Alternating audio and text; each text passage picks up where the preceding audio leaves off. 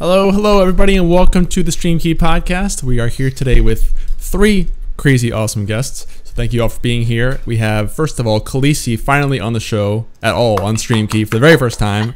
50 episodes in. Welcome to the show, Khalysi. How you doing today? Doing pretty good, you? Good, good. Happy to have you. And of course, we got Velokk back here as the co-host. Vel, how are things going today? Always good, my dude. Awesome. Azumatt being the third guest. I love doing these four-person shows, so grabbed Azumatt to come on here as well. So Azumatt, how you doing today? I'm doing fantastic, man. Doing fantastic. Glad to be here. Awesome. Sounds like we're all very happy to be here. Great job, guys. Yeah, so this is Stream Key Fun on Friday, guys, which we do every Friday, and you can call in with any questions related to streaming or gaming in general, and we'll debate it. Today we have a really great topic in terms of the ninja controversy that's been kind of boiling over the last week, and I know we already have some people that want to call in. If you want to do that, the way to do that is to join our Discord and to join the waiting room in there, and we'll pull you in to debate or haggle with us on the show. So you can join the Discord if it'll populate in the chat there, and go do that way. But first of all, I just want to get a quick kind of rundown of everyone's week so far. Starting with me with Khalysi. How's your past week been at all? Have you been streaming at all? What's been going on in that world?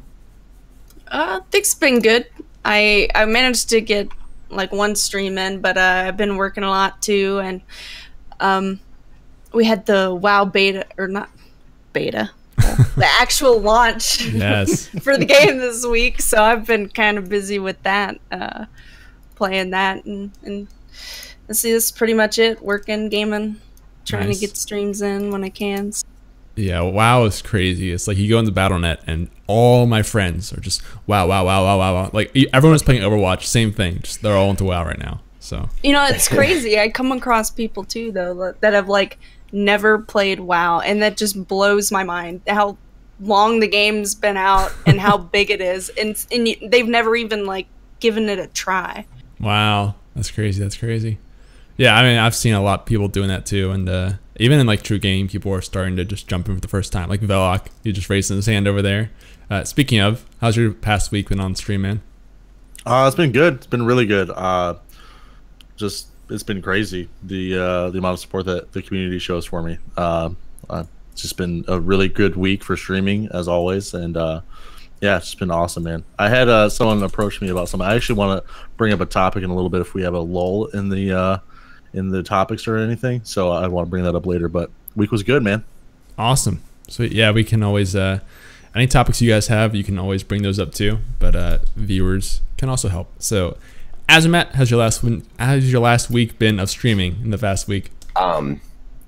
Pretty unreal, honestly. Really? The support for me is, I don't know what I've done right in the past couple days, even the past week, but the amount of love and support that has been shown, like I'm crushing the goals that I set for 2018, and it's just going up. So I can't thank them enough. Wow. So I don't know what I'm doing right, but it's been freaking awesome, dude. That's awesome. What you want to talk a little bit about like what those goals are? Just a little bit. Yeah. So I put December of last year. I didn't have any subscribers to the channel at all. Maybe like one, and obviously that was myself. But I set like a low goal. I was like, hey, I want to hit 30 subscribers. So we crushed that. I was like, hey, I wanted to lose at least 20 pounds, which on my Twitter post, it says, you know, I want to lose weight so I don't hurt your eyes. But I've lost 25 pounds. We have, you know, maintaining my standards of an all-inclusive community. That's just kind of like an ongoing thing. But we crushed the follower goal. We are very, very close to crushing it again, at least like the in-stream goal. So we've been slamming out a lot of people coming into the channel that haven't been there for a while. But everything is on my Twitter, where I'm like marking them out as I go. And growing my Discord to at least 100 people was another one. And we recently crushed that. I think we're at 122 or 125 at the moment. So it's getting there. It's getting my goals were to just grow in general in all aspects of everything. So it's nice. It's a pretty all-encompassing goal there. Yeah, but no, that's really cool because it's even like off-stream stuff in terms of losing weight. So it's cool to see that you're doing well in all areas. Good to hear. Yeah. All right, cool. So let's get into the show a little bit here. So if you guys have a question for us or a topic, again, you can call in via this Discord server. If you can't get to a phone or a microphone for any reason, you can always just ask in chat or Discord and we will still get to that.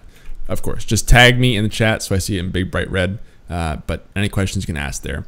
I think we do have one caller already in the chat who is Meemaw. So I'm going to drag her down here, see what's going on. Hello, Meemaw, you there? By chance? Hello. Hey, how's it going? Hello. Peachy, how are you? Very good. Thank you for calling in today. No problem. It's a spicy topic I have been reading. Yeah. So are you wanting to talk about the ninja topic, I'm guessing? Yep. And I'm probably in the minority of my category. I'm a female streamer and gamer, and I'm married. Okay. That's for sure. Yeah. Let me just frame this for anyone who doesn't know. You guys probably know by this point, but so over the past week or so, there's been a lot of talk about Ninja, who I think there was an article with Polygon. I think it was Polygon that came out, and sort of like the what do you call it? The title of the clickbait of the article was Ninja says that he won't stream with other female streamers, and that was sort of like the statement. The reason why is he says it's to protect his wife, and really just to avoid any controversy in that sense. So there's been a lot of debate about that since then, and just want to give that background before we get into this. But Meemaw, go ahead with your thoughts on it. Well, I think it's absolutely his right to play with whoever he chooses to.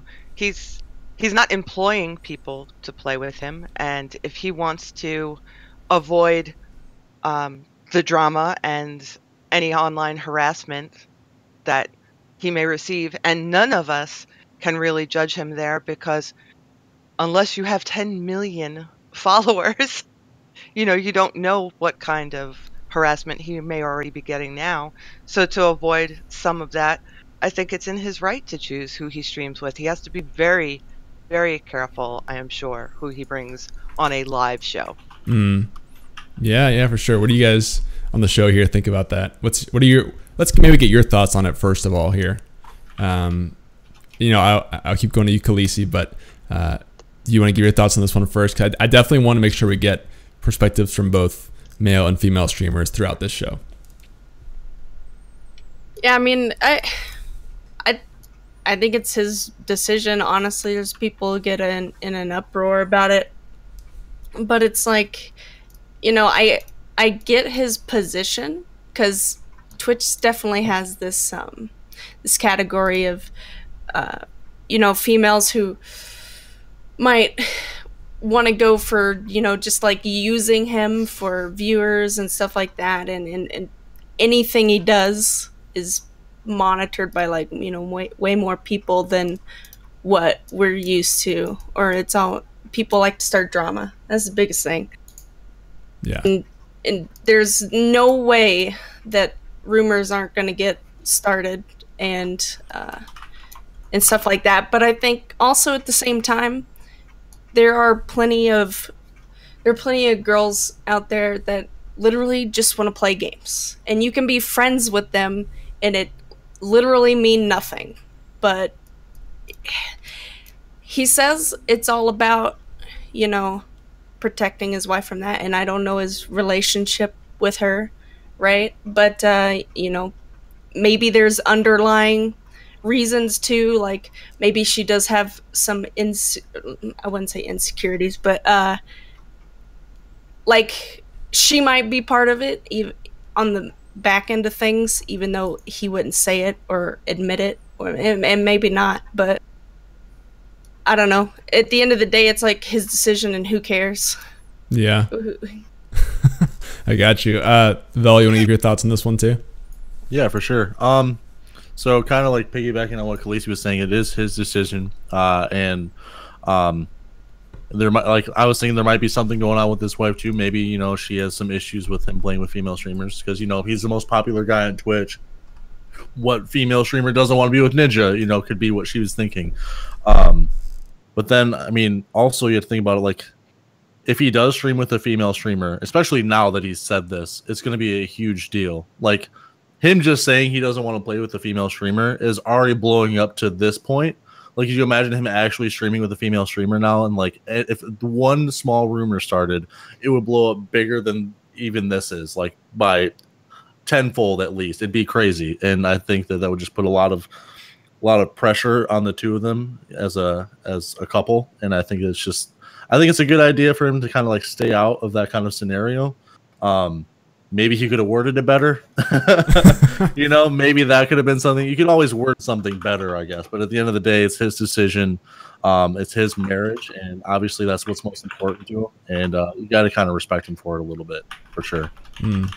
Sure. I wondered why the need for the statement at all.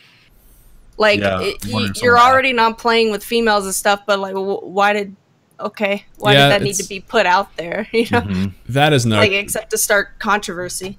That's true. That's another half of it that I think some people are on the side that they agree with the decision, but they don't agree with the need to make a statement and make it all this public kind of attention. Which is, if people want to talk about that, they can too. But I want to get Azumatt's thought on this too before we just kind of dive into what Meemaw was saying. So my opinion is, I think because I face a similar situation is because my fiance doesn't stream games, so she kind of doesn't really like understand that when I'm playing with a female, I'm not necessarily flirting the whole time. But obviously with her saying some stuff like that, maybe there's some times where she's like, because she likes to go back and actually like watch my VODs, and she's like, I don't know if I like you playing with females. And I was like, well, I'm not going to alienate people. So I'm a little bit of a contradictory thing on that. I just think that he should at least keep it to a minimum and or not talk about it. That's my main thing. But I understand why he might have had to have bring that up. Like you guys are saying, like, I'm not sure why that has to be a topic. Maybe a lot of people in his chat or something were trying to figure out why he literally never plays with a female. So maybe that just over time, I mean, the amount of followers this man has and all this crazy stuff that's going on in his life, probably that it reached a wall in which he had to say something like, look, guys, this is why I don't play with females. I don't know. I see both sides. Yeah, I think I agree with that sentiment, actually, in terms of, like, yeah, there are probably a lot of other streamers out there who are guys who don't tend to play with girls. Maybe not even for this reason. Just, like, I think if you look at a lot of the higher Twitch streamers, you know, you think a lot of them, they aren't playing with a lot of females most of the time. Some of them. But so why did Ninja have to make a statement about it? Like, what's the difference? Well, he's a lot bigger than even the other bigger guys on Twitch, to the point where you think that, let's say that Shroud gets asked a question a lot. Like, take Ninja, and that's at least twice as much, if not more. So at some point, you're going to have to put out some sort of statement or just say something a lot to people who are asking the same question over and over and over again. And like, you guys know what that's like as small streamers to answer one question a lot. Imagine on Ninja's end now being asked like just an exponential amount of times. So I think, and I kind of understand why he would have to say something about it. I also am on the side of agreeing with what he did, but I do want to bring up some different opinions of like why, even though, you know, I agree with him, there could be some downsides to it in the end. So, but meanwhile, your point basically was that you think that anyone should have the right to stream with whoever they want to or don't want to. Is that right? Oh, absolutely. And I think that this originated from, I did some research. I dug into this. I was feeling it. I believe it came from a subscriber asked him why he doesn't stream with a particular female streamer, and he just off the hand, you know, just said, I don't stream with female streamers because whatever he said, I don't remember the quote. But then I think Polygon asked him to elaborate on that further and do the interview, and that's I'm not saying that it was a particularly, you know, good idea for him to make a blanket statement like that, but it is his right absolutely to play with whoever he feels like. Sure. Yep. And some people in the chat are making a good point that, like, you know, he didn't technically just go out there and publish a statement of his own, really. Like, this kind of came out because he would answer questions on stream repeatedly, and then Polygon followed up. So he was kind of just repeating a view as opposed to putting out like a statement, quote unquote, in terms of, I don't know, like a, you know, think of like a proper social media post or tweet or something, like official, whatever. This is just him saying the same thing many times, and that's sort of what he's known for now. So I just want to make sure that we establish that. But yeah, I mean, I agree with it completely. I do think there are some downsides in terms of, you know, because so many people look up to Ninja all the time. So I especially a lot of kids who are not probably married or in the same position.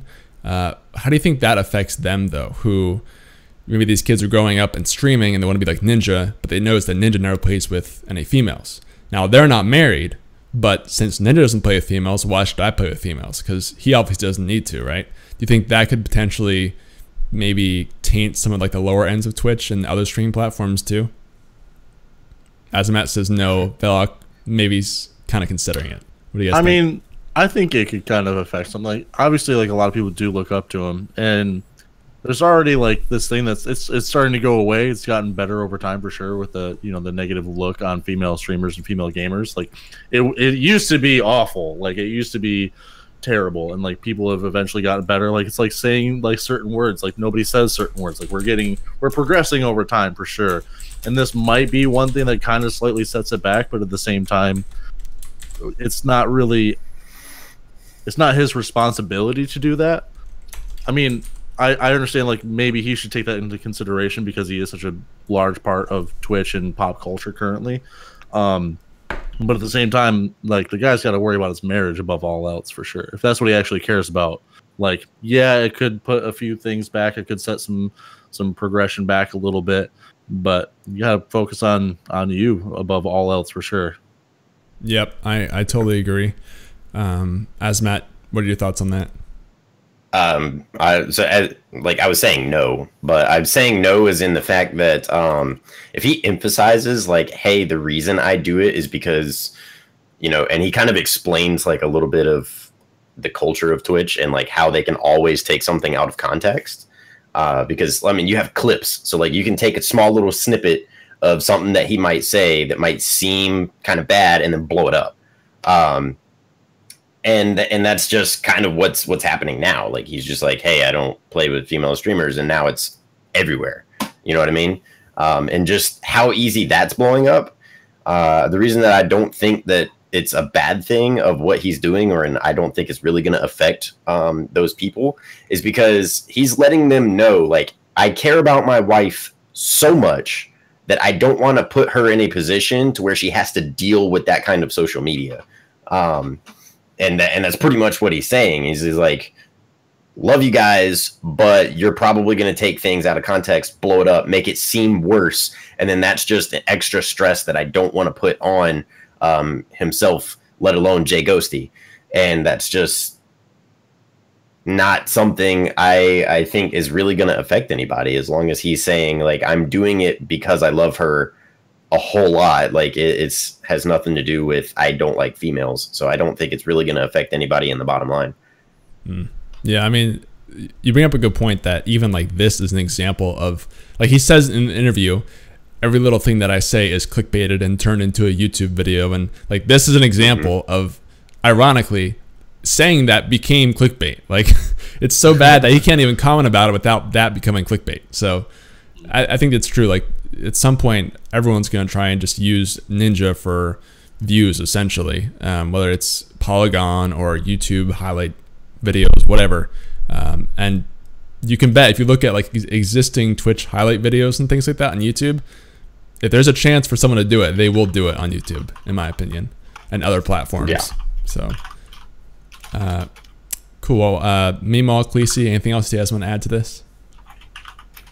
Oh no, that was it. I'm actually surprised because going through, his Twitter and the article comments, it seemed like there were a lot of people in an uproar about, it being sexist and discriminatory. And yes, in those definitions it is, but legally he's not doing anything wrong. Mm-hmm. And I don't watch Ninja personally on except for maybe clips here and there. But the only time I've heard someone else on his stream, it's been the same other big streamer that happens to be male. Does he often play with other people besides that one person? So, sorry, what was the question? The few times I've heard clips of him playing with another person, Mm-hmm. it's been the same person. Sure. Yeah, he's very selective about who he streams with, for sure. He has sort of like a pool of people that he repeatedly streams with. That's true. Is there another question there that I missed? Nope, that was it. Okay. Just want to make sure. No, I mean, I do want to also quickly bring up the point that, like, we can't really know that this is completely why he's doing it.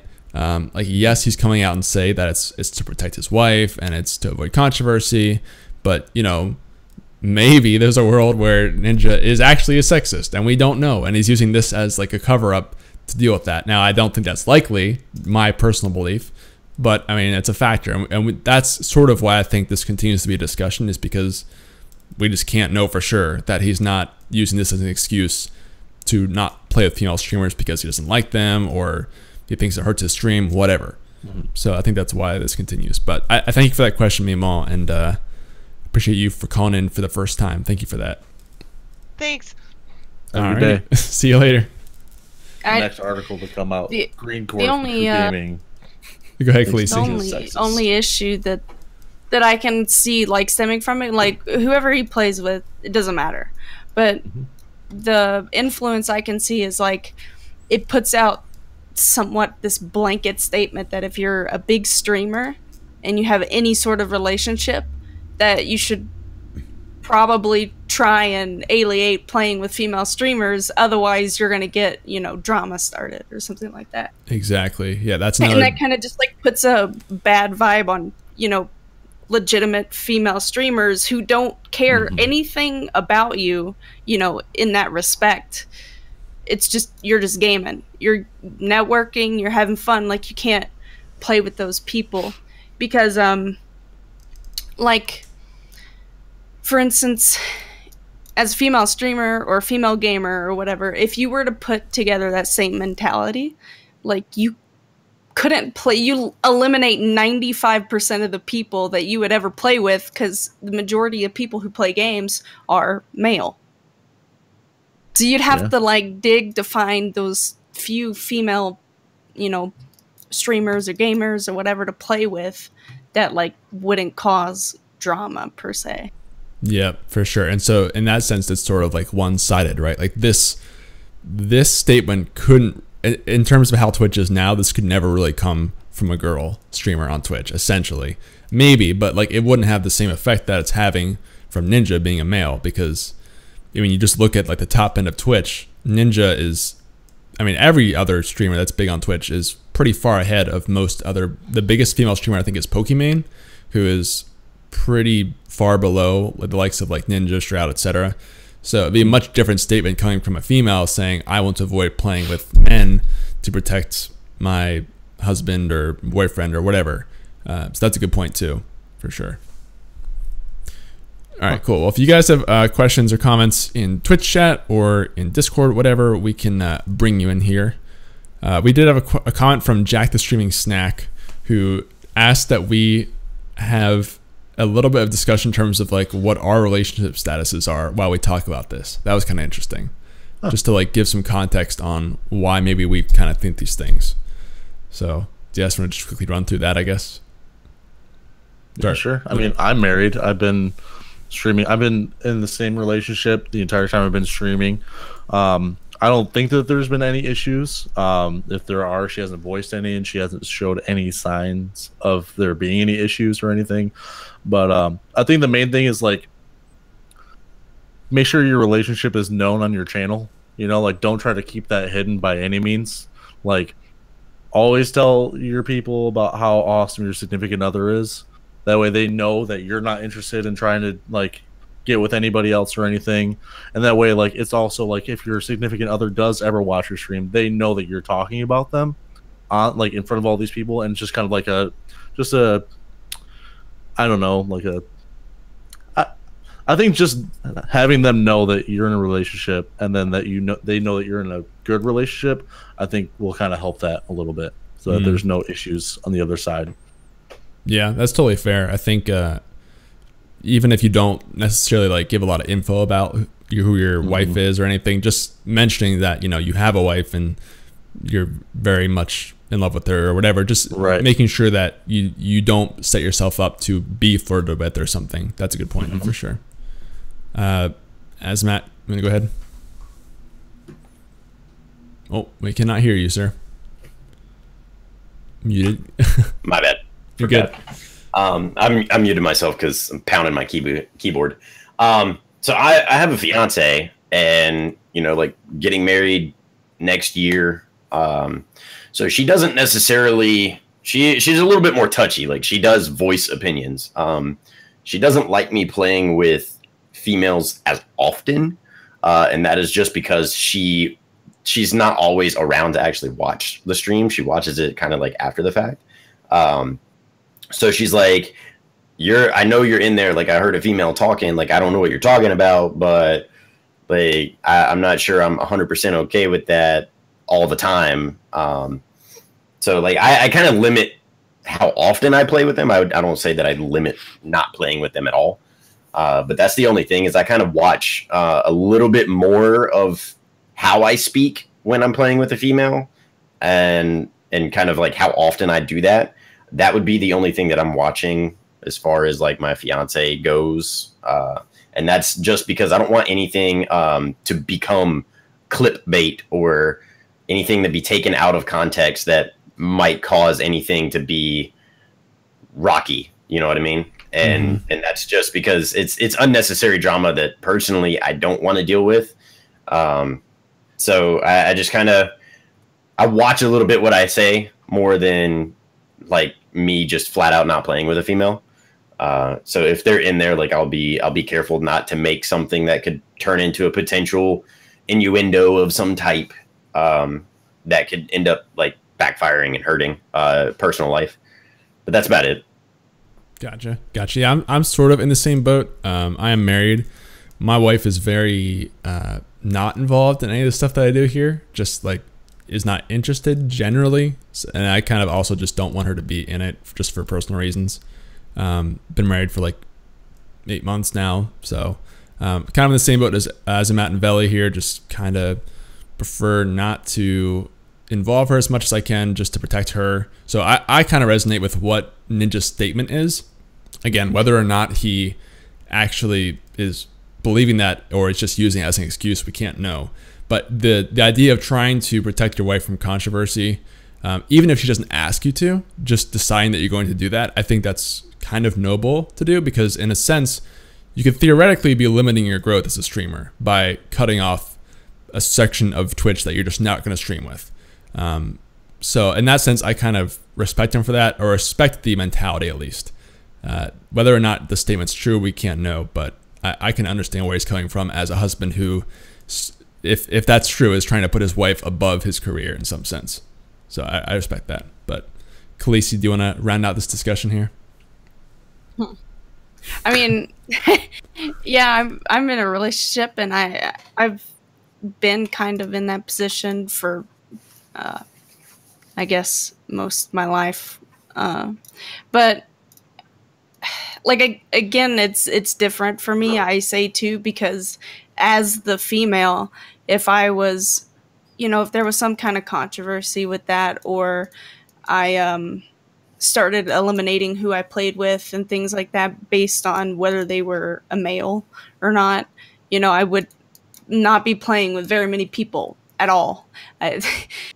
Like in my current situation, if I didn't play with males, I'd probably be playing alone most of the time. And for the kind of games and stuff I play, I feel it's like, you know, if we're to that point where you're not trusting me like that, then what are we doing in the first place? You know, like I get, sometimes people can get carried away or whatever, but for me, it's like in my stream, I've always kind of tried to eliminate the comments towards females. You know, people who come in, they'll troll and stuff towards females. I think we all kind of know what those kind of conversations go like without getting into too many details, but those people usually get the ban hammer pretty quickly.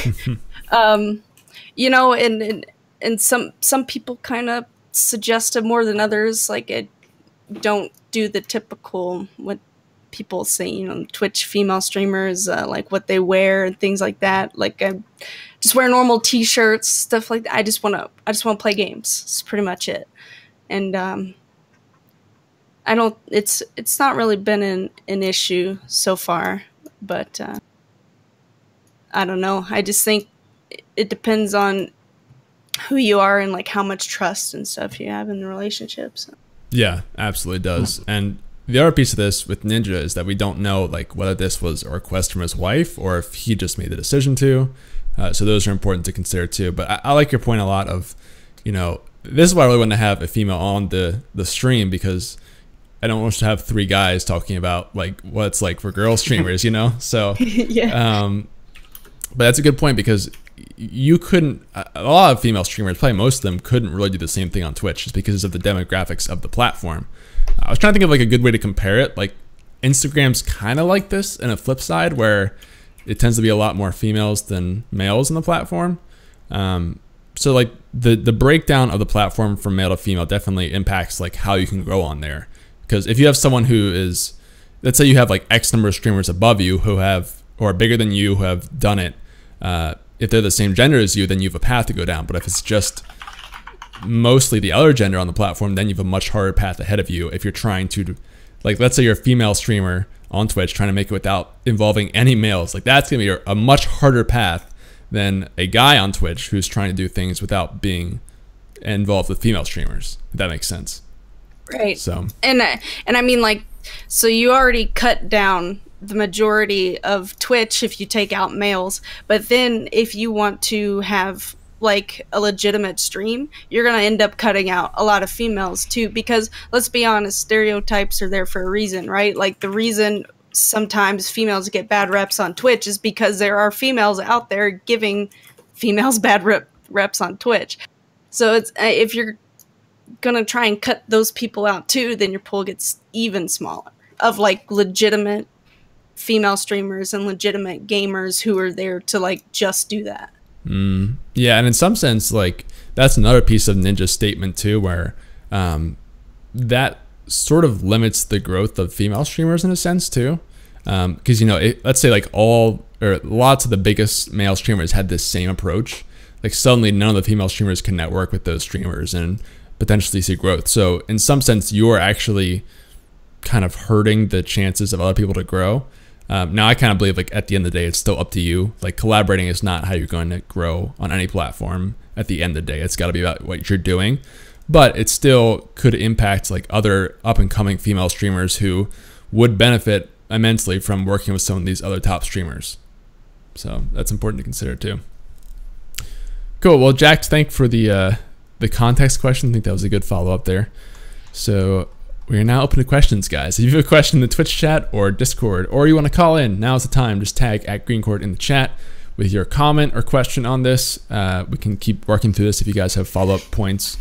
I know Velokk had a backup question he wanted to talk about at some point here too. Yeah. So I had something happen to me in the middle of a stream earlier this week. I want to know what you guys would do in this scenario, I guess. Just trying to get, because I've been thinking about it a lot on how I reacted to it. And I'm not sure if I did 100% what I should have done, but basically I was in the middle of a stream. Things were going really good or really well, if for any grammar experts in here. So I was in the middle of a stream and I get a whisper on Twitch from a name I've never seen before, and I go through my chat real quick. I open up the viewer list to see who's in there. This person's not in there, and they say in this whisper, "Hey, what are the chances of you giving me a host?" And so I sat there and I thought about it for about 20 seconds, and I'm like, how do I want to, like, do I want to roast this guy or do I want to, like, you know, help him out a little bit? And so I kind of gave him a dose of both. And so what I did was I said, honestly, not that good, because this isn't the way to network. I've never seen your name before, never talked to you before, and like this just isn't the way to do it. But if you need any tips, hit me up. And so we talked a little bit, and he was saying things like, you know, how do I grow my channel? I said, well, you got to grind it out every day, work hard, give everything, don't expect anything. And he's like, I have been, but it's hard. I'm like, it's hard for everyone, you know, like just grind it out. If you need any more tips, let me know. I can help you out, but you got to network, you got to make friends, and you got to not expect anything from anyone. But I was talking to my channel about this as I was doing it. I didn't give out his name or anything, so I'm not trying to like have a bunch of people go and roast somebody. But what are your guys' thoughts on that, and like how would you react, I guess? Oof. I was in that stream when it happened. I was cracking up because you were getting very worked up about it. Azumatt, you have thoughts? Honestly, I would take a similar approach, but I would be a little bit more, I don't know, almost easy. That's a terrible way of saying it, but like I would ease them down a little bit easier maybe than you might have, because you like gave him a little bit of a roast and a little bit of like, hey, you probably shouldn't do that. But me, I'd probably go a little bit more along the lines of like, that's probably not what you should do, but if you want me to check out your content, I will, and we can talk about like maybe doing that in the future. So I don't know, but I do I do see the extreme urge to try and like go and roast him. Is she? No, she's fine. Okay. But like the extreme urge to go and roast him, like, because that's always at the back of my mind is like, do I need to do this? But I do understand that probably the best thing to do is kind of like let him know, like, hey, this is not cool with me. But your personality shows in the fact that you did a little bit of both. Yeah, Vel, I'm kind of curious. Did you like end up having a conversation that went beyond the stream with this person? Did it result in anything? No, I've never. I mean, I thought about going to check out his channel without like telling him that I'm there. I just wanted, like, I figured I'll probably go and check out his channel at some point, and then maybe give him like a little rundown on what I think, just to, you know, give him a little bit of tips or whatever, because I do hate that mentality on Twitch, and I want to help him break that as much as I can, because I can't stand people that just go and just ask. I can't stand that. I'm sorry, like. No one owes you anything, man. No one owes anybody anything on Twitch. You got to work for everything. And I just want to, I don't know.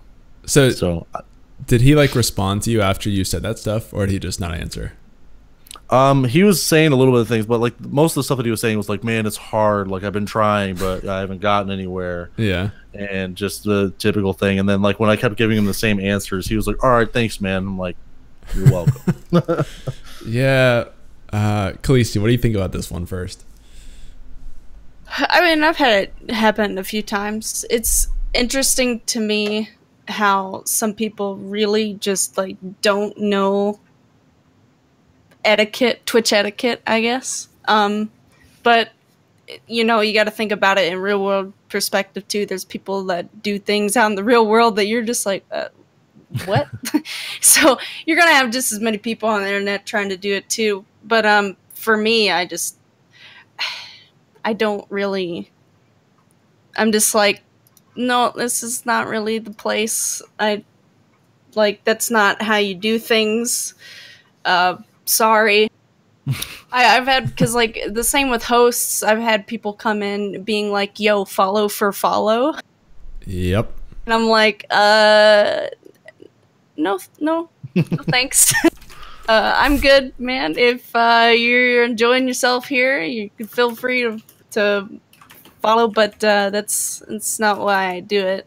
It's empty follows and stuff like that. So it's interesting how you come across people who start getting into streaming, or maybe they're fully aware that you're not supposed to do that, and they do it anyway. But you can never really know that, right? Like if you ask them, like, "Yo, do you know how this works?" You can just be like, "No, I just figured it'd be cool," or something like that. But I mean, you can't know, but at the same time, it's not good to like encourage that kind of behavior. Yeah, for sure, for sure. I think my gut reaction after having been doing this for like years now is, if someone just will ask me for a host or something, I would literally just respond with like the lol emoji, and that'd be it. But, so like I'm less tolerant now than I used to. You're be. 100% roast. You're just like, yeah. Like, okay, maybe in Velokk's contest where the person was kind of asking like in an actual manner, and instead of like, "Hey man, just host me." Like if someone asks me that, I'm just cracking up. Like I'm posting on Discord or something. Like, but if someone's actually looking for like feedback and a discussion, like maybe then you engage that person and say, "Hey, I don't really do that, but here's why I don't do that. Here's an alternative to that," something like that. I think makes sense. I actually had a similar thing happen recently. I'm just gonna bring this up because it made me think of that too. Someone who DM'd us on Instagram and was asking for sponsorship, who does not stream yet at all, who doesn't even have a game console yet. And it's like, "Hey, I need a sponsorship so I can start streaming." Yeah, that makes sense. That makes sense. Will you sponsor me a Nintendo Switch so I can start streaming? Yeah, sure.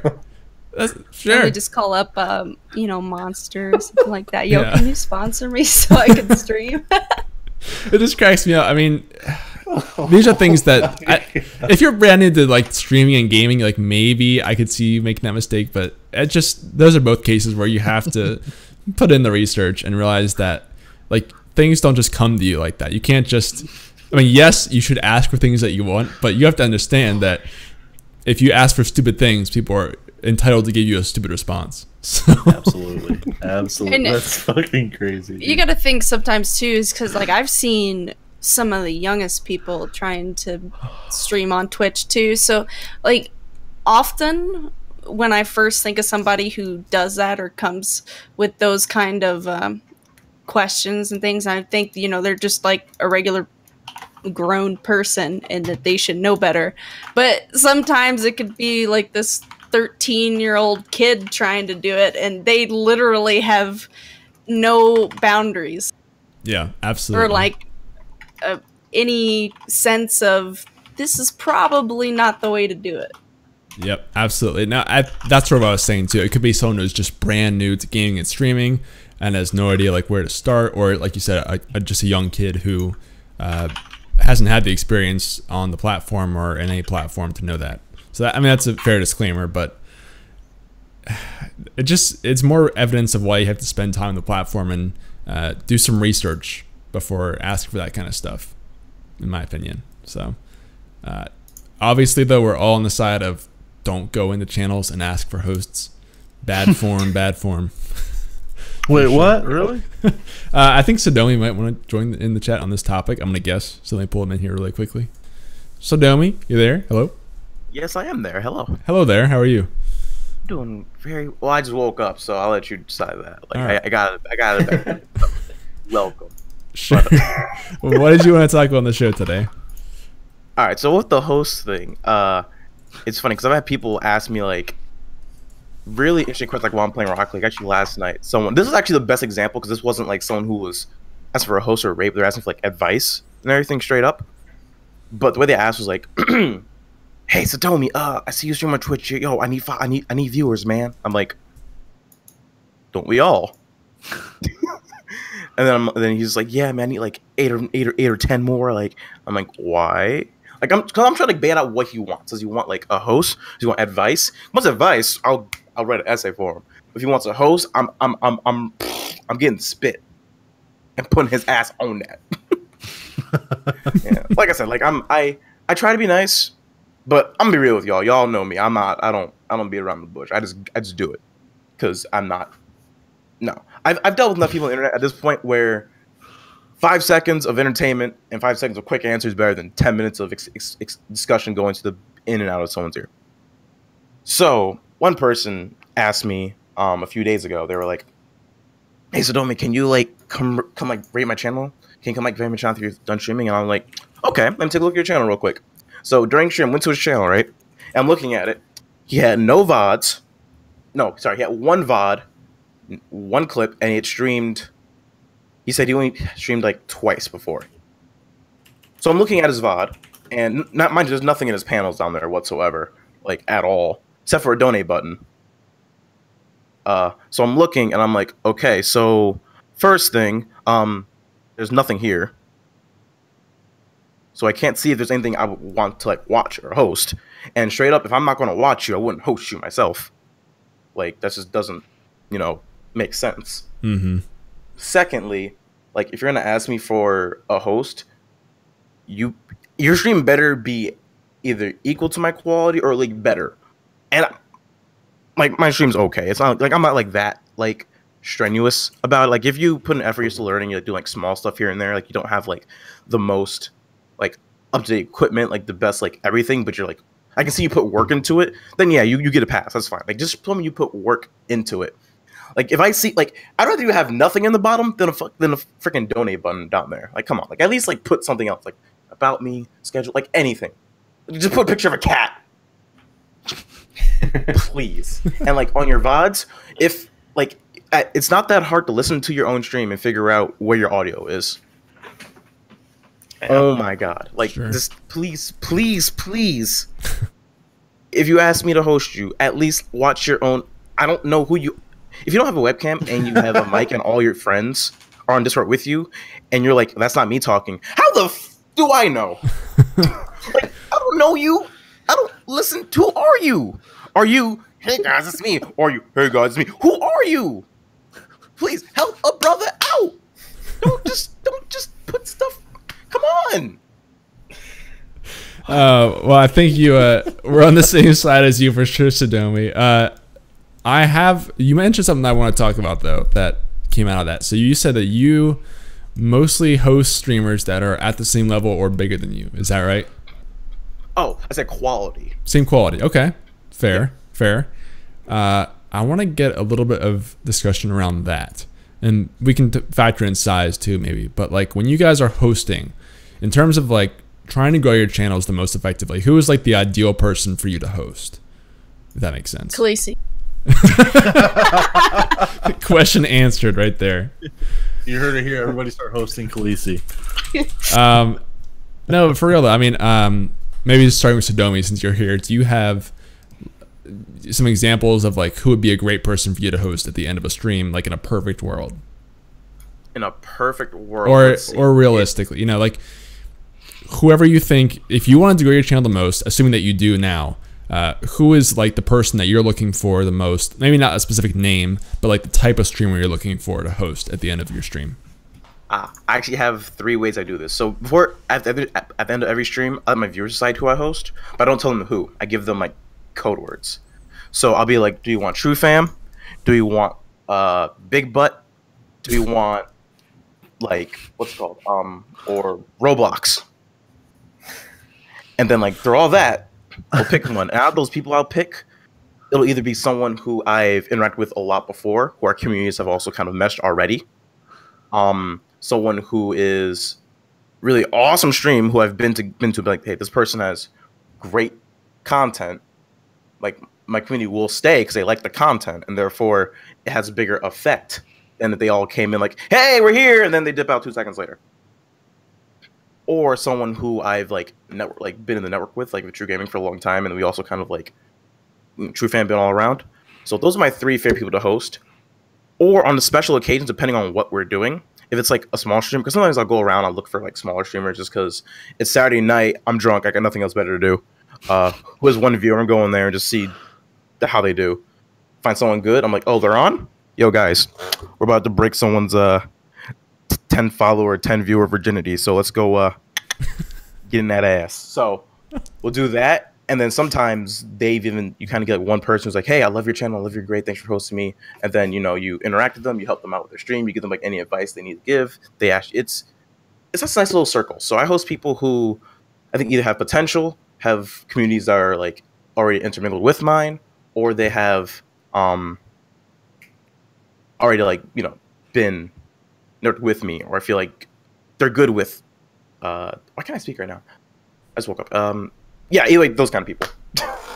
Gotcha. Okay, so it's generally focused on people that you've already spent time networking with before you'll consider hosting them.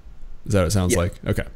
Azumatt, what's your hosting or rating strategy, or who's your ideal type of streamer to raid? I typically go with either people with similar content to mine or people that are in the same game directory.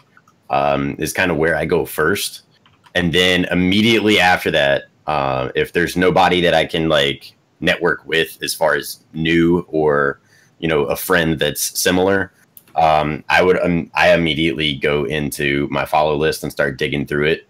TRUfam is who I pick out first. Anybody in the TRUfam, whether you're a community member or sponsored streamer or whatever, I'll pick you guys out first if there's nobody on. And then after that, it'll be just anybody that I generally like to watch, no matter how big they are. And that didn't used to be a thing. I used to not like hosting bigger streamers, but believe it was a discussion that we've had a long time ago when I wasn't on the podcasts. But I called in and asked that question, and you guys were talking about like, hey, like even hosting a bigger streamer kind of helps, because like if they notice or if they like say something, it's always showing like love to someone that you actually really like. So I've hosted Professor Broman once, and that was an interesting experience because he's so much bigger than me, but he's also got me kind of on the platform. So like he noticed it and he was like, thanks for the host, man. I greatly appreciate it, but it doesn't go, you're not going to get the same reaction. But just to know that he noticed it is something that's massive. But typically, again, like I follow like the same kind of etiquette. Like I support those that are in the same game category, or like my friends that I'm trying to support the most, then immediately TRUfam, and then maybe like somebody that I've never hosted before or that I enjoy watching myself. Yeah, sure. That interesting point there. We did like a tiny study a little while back where it was like a hosting study to see statistically like what has the greatest returns of your channel, whether you're hosting small, medium, or large streamers at the end of your stream. And large actually had the biggest return on investment for when you were hosting people in terms of like who came back and followed your channel from that or watched you. So that was kind of interesting. Oh, really?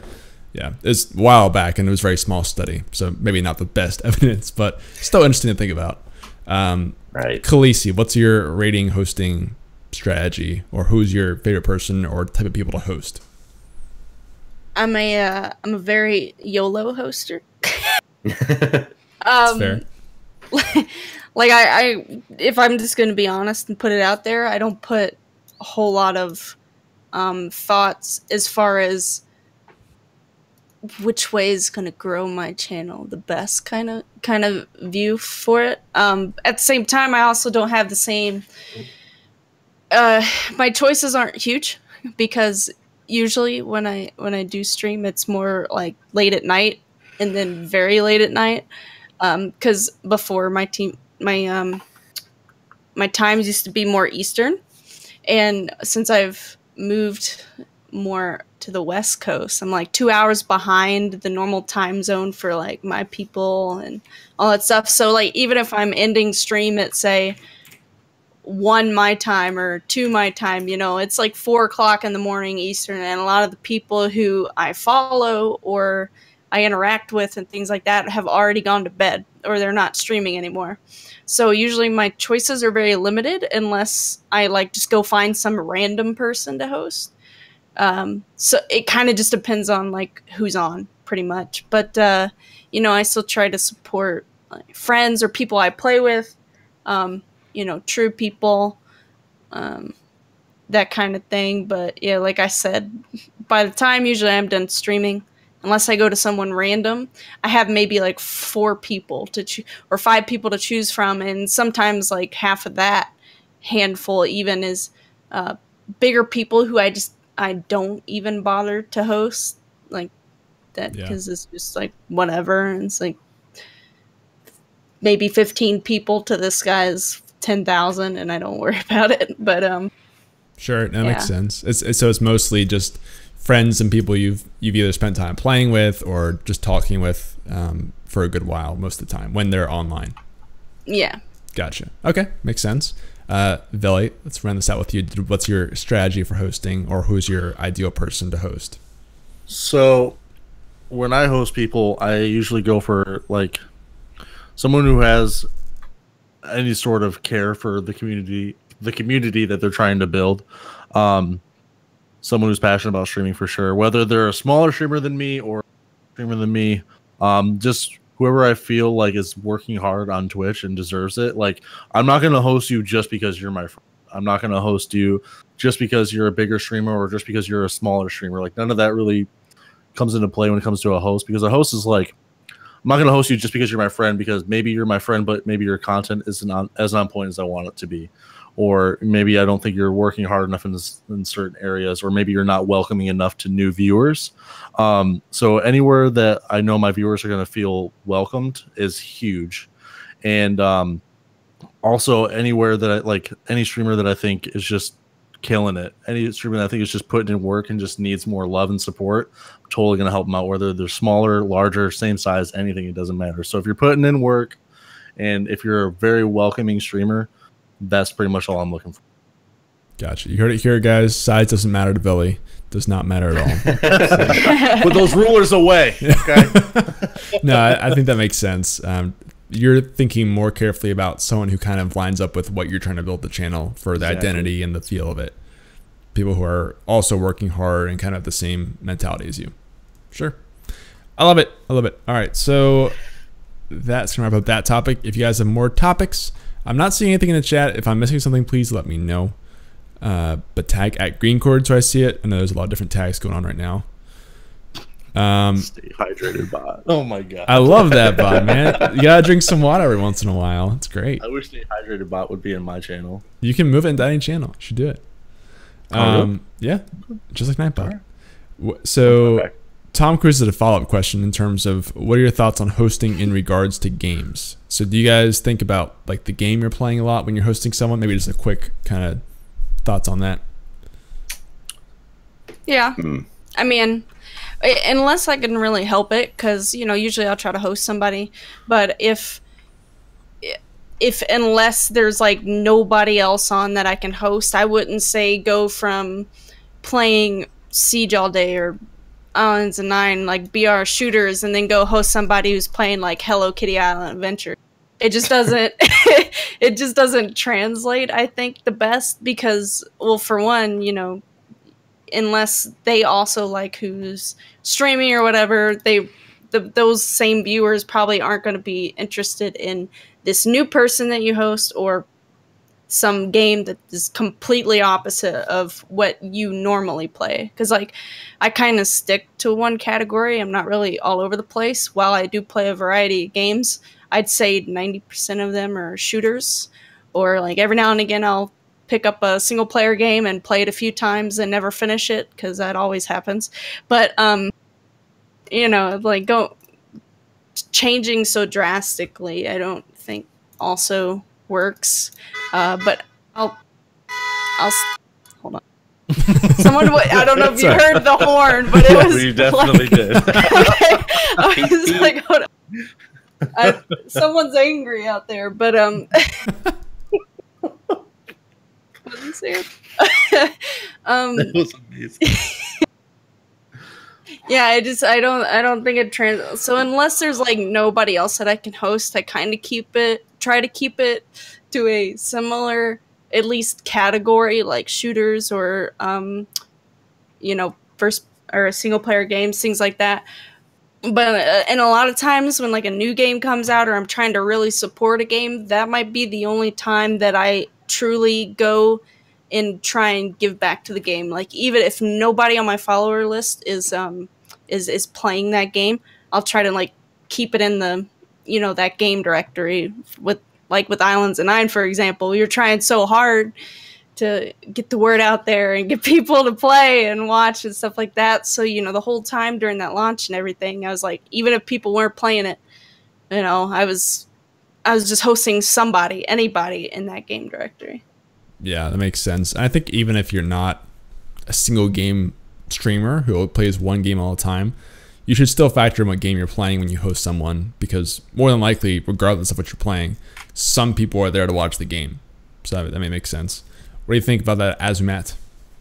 I do agree that you need to like kind of measure games together, whether it's in genre or like the exact game, like obviously the game directory, because that's where I start. But if like if Khalysi is playing like World of Warcraft and I'm playing Neverwinter, that's not too much of a jump, because that's technically an MMO on both sides that are not only a little bit popular right now, but along the lines of similarity in both the way they kind of play out and the content that's within both games.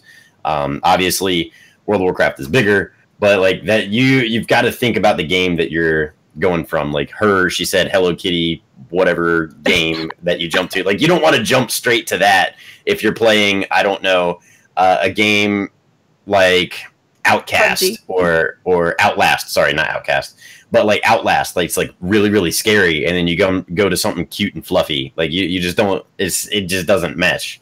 So taking into consideration the game that you're playing is a huge part, I think, in what you're hosting, or a game that you usually play. So like for Velokk, if he plays like Fortnite, like he could host someone playing Fortnite, even though today he was playing World of Warcraft.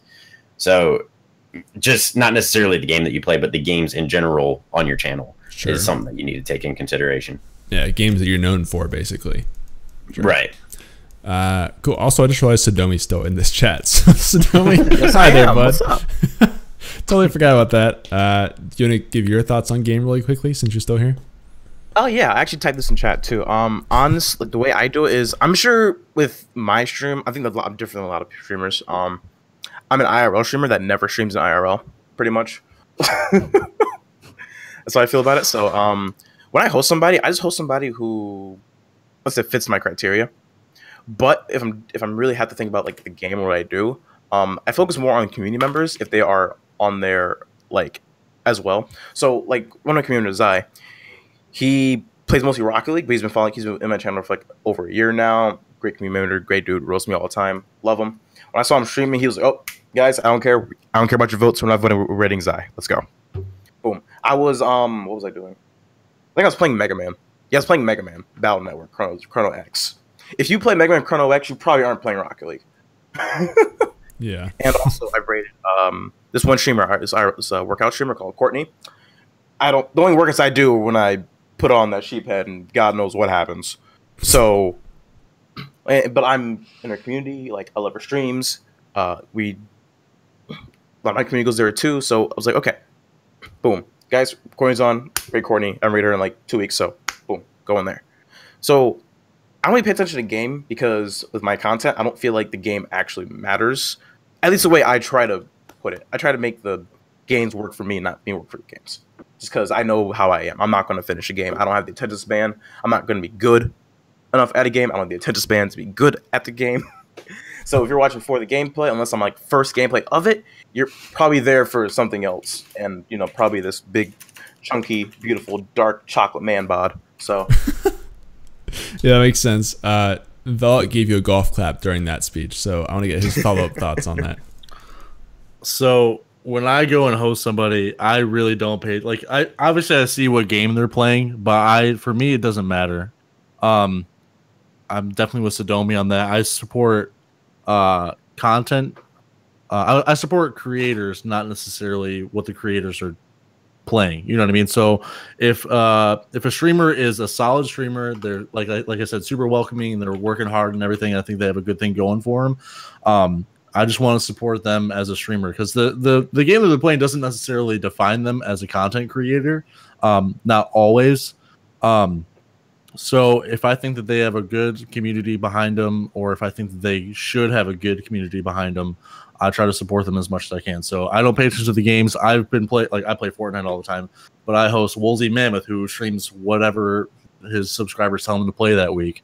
I throw my host probably at least once or twice every week, and it's always a different game. Like it could be what's that, XCOM 2 or World of Warcraft one day. Who knows? Like anything, because I think he's a good streamer. I think he's really good at what he does, and he tries really hard, and there's a lot of passion. He puts a lot of passion into what he does. So that's what I pay attention to, not necessarily the game. Gotcha. Cool. Just want to get your thoughts on that. So thanks for the question, Tom Cruise, and thanks for calling in Sodomi, and thanks for everyone who had this topic. So, Sodomi, we'll see you later, dude. Thanks again. Love you. Love you. Adios. All right, so we've had a couple people who joined the calls and I think got impatient and left. So if you'd like to call back in, Jack the streaming snack, yeah, Jack, if you'd like to come back in, you can. Just make sure you guys know. I think Meemaw was also in there. So, but I do have a couple questions in the chat. I have to read through a little bit here. Okay, that's not a question. That's talking about handsomeness. This one from Real Smelty, spelled with a C. Kemelty. I like that. All right, so the question here basically is, okay, I'm going to read through the question. It's long, but we'll get through it here. So my current trajectory is to be a variety streamer with a slight focus on the game I am most interested in at the time. I've been told that a variety streamer will have a more difficult time with growth. Agreed. My philosophy as to being a variety streamer is because I feel it will help me keep afloat through time in what I assume is the volatile nature of popular games on Twitch. Okay, so basically, the root of this question is, do you guys think that it is harder to grow as a variety streamer on Twitch? And secondly, what can you do, if that's true, to kind of set yourself up to still be able to go long-term as a variety caster? So, now, do any of you guys, before you ask this, like identify yourselves as variety streamers? Mm-hmm. Okay, Azumatt, we'll start with you then. I identify myself as a variety streamer, but like, I think it is definitely harder for variety streamers to grow, and that's because you change games, and you bounce around between directories. So sometimes, you know, like somebody who might want to try and find you again, it's a little bit harder unless they physically remember your name or something of that nature. They're like, oh yeah, I saw this guy, but like I don't remember his name. Let me scroll through the directory of the game that he was playing. But let's say you're on World of Warcraft this week because the expansion pack, and they can't find you anymore because you were playing Fortnite. But what I try to do to combat that, honestly, is I might change my game up, but I play a specific game for a long time, or like a couple weeks or something before changing it, while still having like 1, maybe 2 days a week where I play something different. And that's just so to prove, hey, I'm a variety caster, so I'm not playing a game all the time, but one game that I really kind of want to push or I want to play a whole lot is something that I will make a little bit more prominent in the stream. And then when I'm ready to switch to a different game, whether that's the game that I've been lightly playing or that is a new game that's released or something like that, I'll switch to that and then throw the other one out. And then like I'll continue to play. And that's proven to be a little bit helpful just because you stay in a game directory a little bit longer. So you meet more people. And then they also realize, hey, he does play other games, because on the 2 nights a week that I show up, I'm expecting him to play Neverwinter, but he's playing Terra instead. So he like branches out. So I can possibly expect to find him in different game categories. And sometimes, depending on the game that you choose to lightly stream or whatever, it could maybe cause them to come back specifically because they want to see you play that one versus the other one. So that when that one becomes a little bit more prominent in your stream later, they're like, oh yeah, I'm going to be like right there with you the whole time you're playing it. And I, if you can sell them in the game that they're not interested in, it proves like you're a variety caster at that point. You know, because then they'll come back based on not just the game that you're playing, but your identity as well. So right, it helps. So, yeah, so you're picking like a game or two that's sort of focused on more than the others at a time usually, and then you're also sowing seeds of other games in case you want to move to those at a later time, essentially. Sure, makes sense. The other piece of this question that I just read through and found there is he's asking basically, also, do you guys think that variety is a better way to be able to want to stream longer on Twitch yourself? Like, is it more sustainable long term than trying to go after a single game? So your thoughts on that briefly too in this topic. But me. Sure, yeah, just really quickly your thoughts on it. Yeah, I don't really, I don't really know, to be honest, how to necessarily respond. Because as a whole, it will provide your sustainability. I don't think comes from being variety caster or single caster. It comes from the content that you provide, regardless. So it won't necessarily help or hinder, in my opinion. But work on what you're providing besides just the gameplay, and then that's where your sustainability is. Personal opinion. So Sure.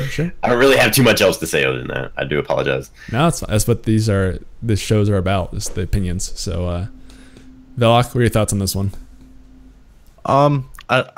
For one, I don't really consider myself a single game streamer or a variety streamer. Like I'm kind of like in the middle, in my opinion. I'm like a hybrid. So like Fortnite is my main game, like 100%. There's no question about that.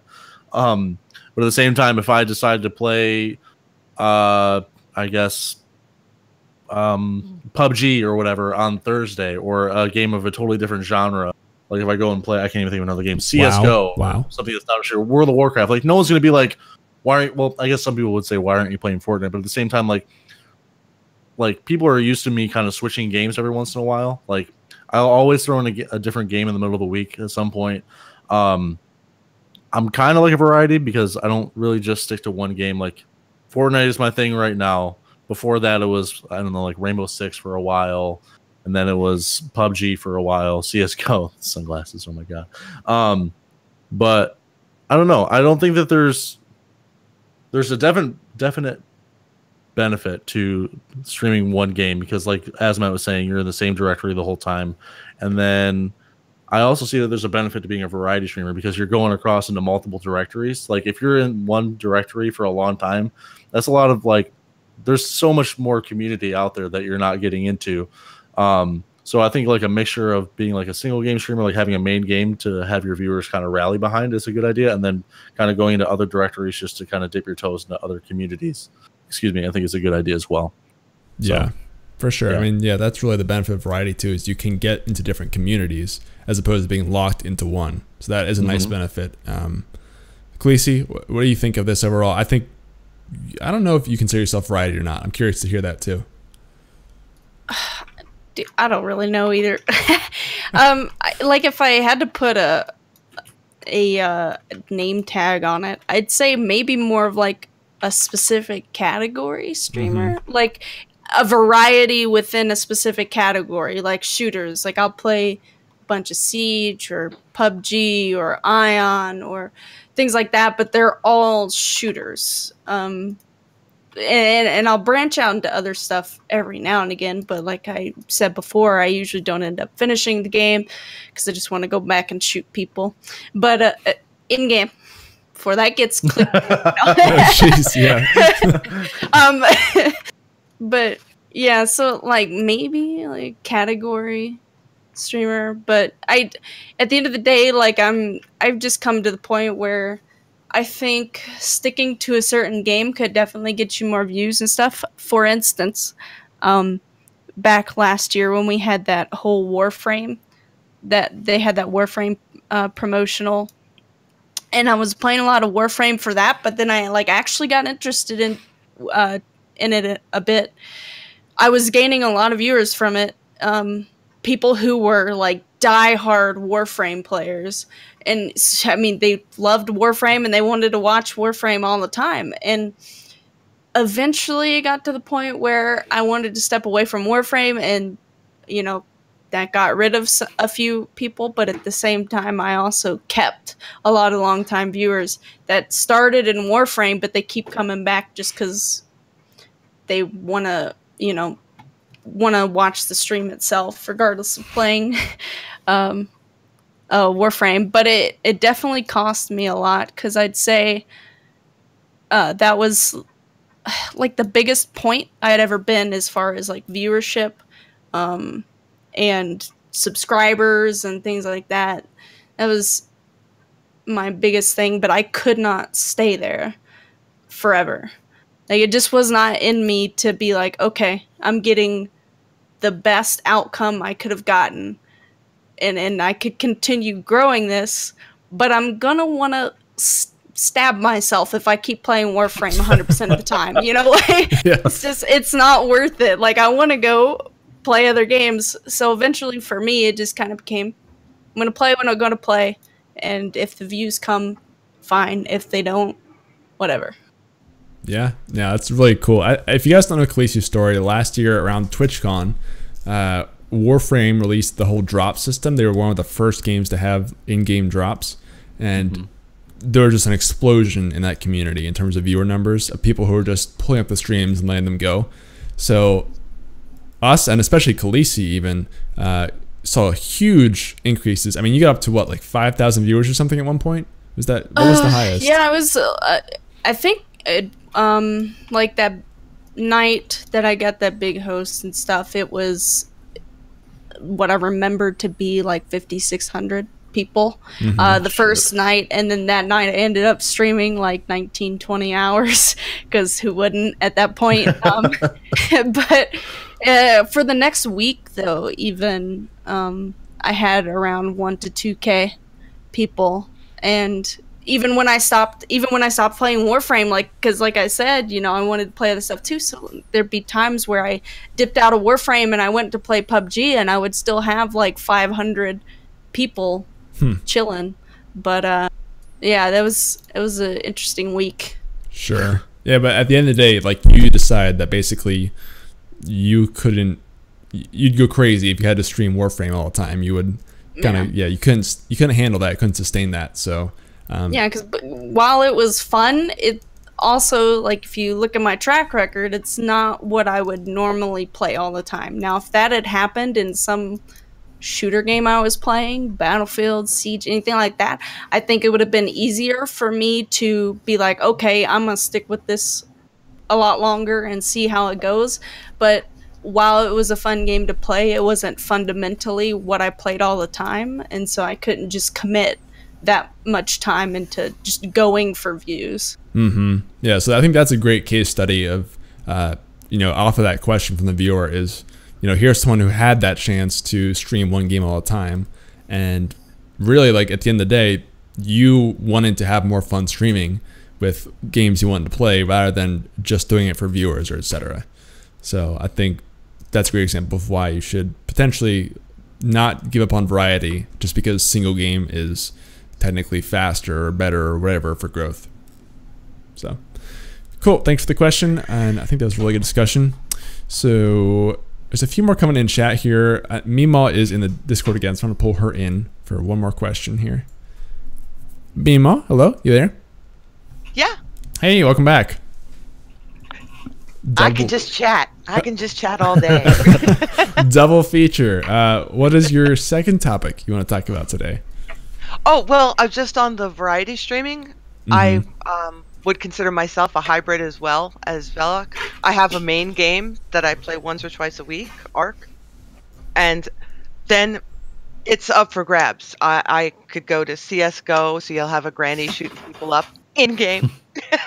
And, you know, I might try out an indie game that I got a key for and, you know, do it that way. But I made a conscious decision at the start that I wanted to be a variety streamer, and I knew it would be a longer journey to get a bigger community, but I wanted to make sure I could play whatever I wanted, and folks were there because of the community. You know, together we are playing these games, and you're watching this crazy cat lady, you know, stumble around, you know, CSGO or whatever. If you guys don't know, Meemaw uses like a face rig for a cat on her stream, so that's where that comes from.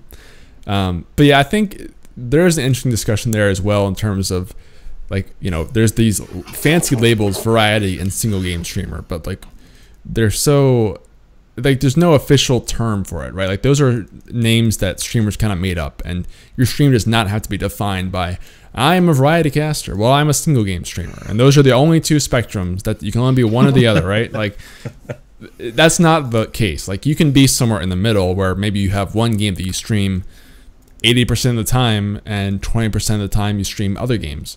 And there's not like a law that says you must stream one game 100% of the time for the rest of your life to be a single game streamer, you know? I think it's important that we have that context, because this is not like something that you have to have before you start streaming. You can also just play games and play what you want to, essentially, in whatever manner or distribution that you want to. So. Right. But it's definitely a longer haul if you're looking to get affiliate or get partner, and know that going in. Mm-hmm. That it will take longer for a variety streamer, because you don't have the support of that directory on a daily basis. Sure, yeah. And there's other reasons too. I think just sort of building your channel around a game is an easy way to have a very clear identity right off the bat, instead of trying to focus in on something like your personality or a cause or whatever. A game's just right there on your channel, very easy to see, and very easy for people to expect to come back to every day. That's true. Do you guys on the podcast have any thoughts on that you want to follow up on? I mean, I streamed nothing but CSGO at first.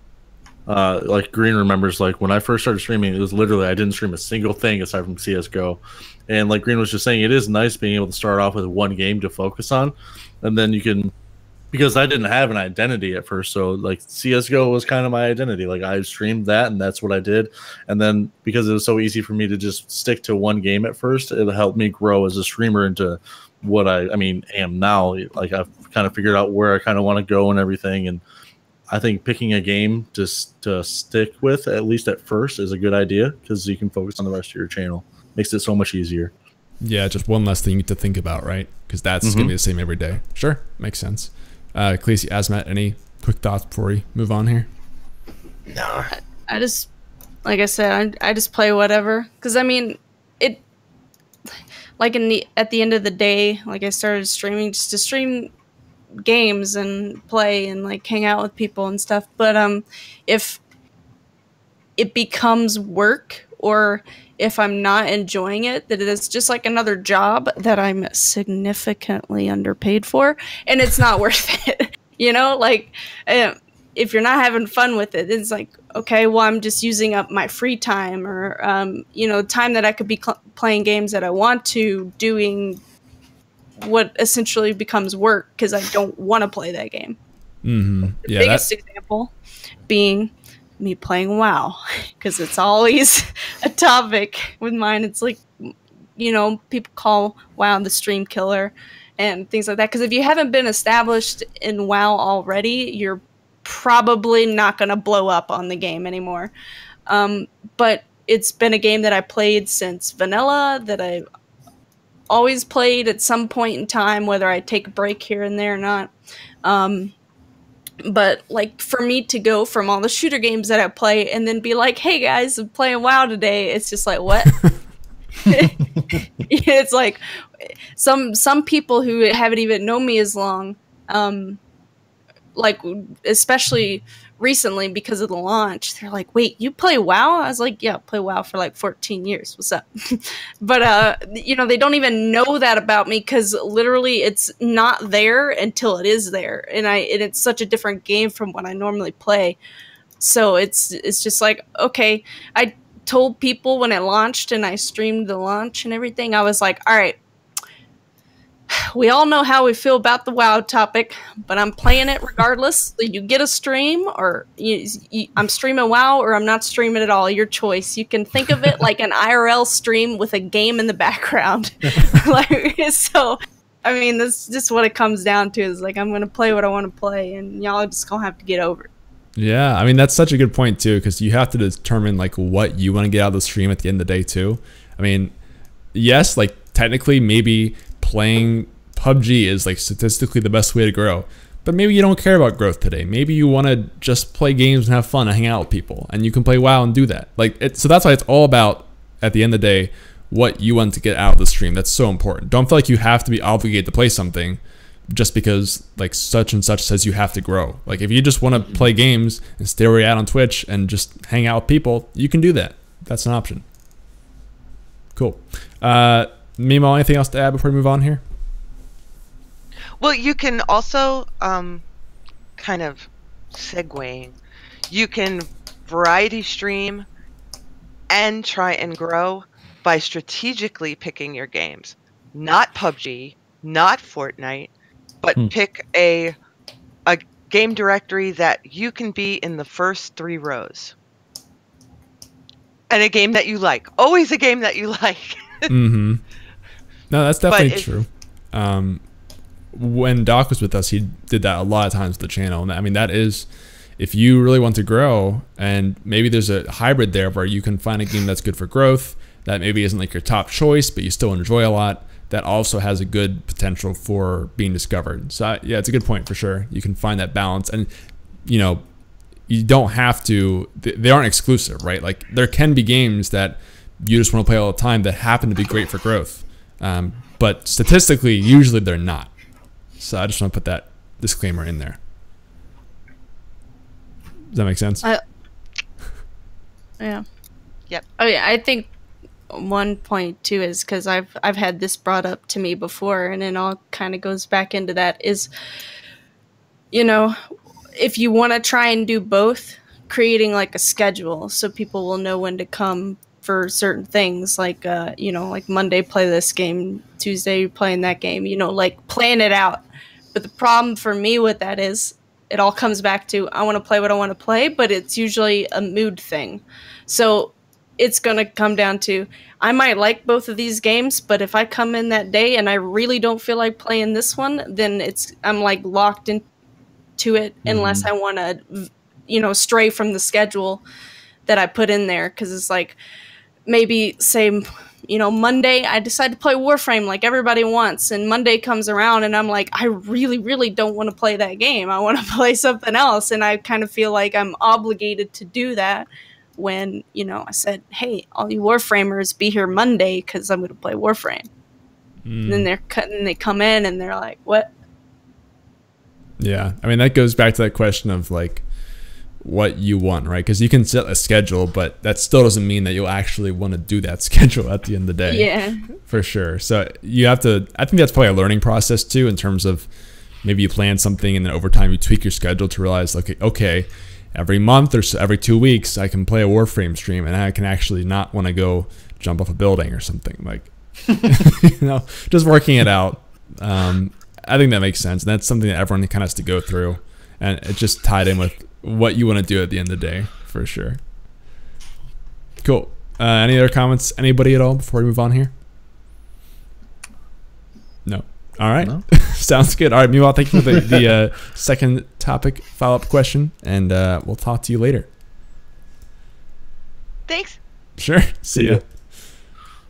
There's actually a question from Snoop that disappeared in the chat that I snipped just before it was gone. Okay, go ahead. So he says, so random question, how does everyone / advertising, aka business cards, billboards, radio spots, TV spots, and so on? So what do you think about that, Green? So you cut out just a little bit there, but basically just how I feel about paid advertising. Is that right? He just says he says IRL networking and advertising. So the business cards, billboards, radio spots, TV spots, stuff like that. So this is off the internet. This is at events. This is in person. Interesting.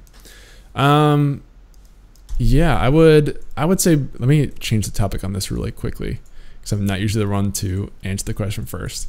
But so IRL networking. Changing it up. Yeah. So this I see the most at conferences. Especially, I would say, like TwitchCon happened a lot. I think it can be done, but it's tricky because Twitch is online at the end of the day.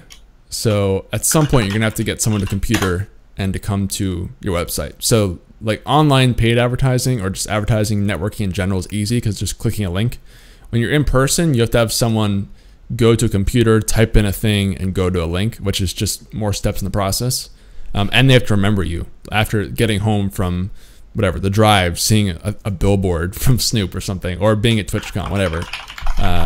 So I think it can be done though, and there are some ways that it's better than online advertising in terms of being able to meet that person face to face and really form like a strong connection with them. I think in general, like some of the best networking at conferences we've done has been meeting like a very few people and just getting to know them really, really well. A lot of people came out of TwitchCon or even events like ECGC and Playthrough who, you know, if you spend your time really connecting with just a few people instead of trying to, like, it's the same thing as networking online, right? It's better to focus on really developing long-term relationships with a couple people instead of trying to get your name or your business card out to like as many people as you can, right? I would rather have maybe 5 business cards given out to people at a conference and spend an hour with them each or something, rather than trying to get 500 cards out to as many people as you can, because that's actually going to give you better long-term fee or kickback basically from that, in my opinion. But I want to get your guys' thoughts on this topic too, for sure. Are you starting with Azumatt? Sure.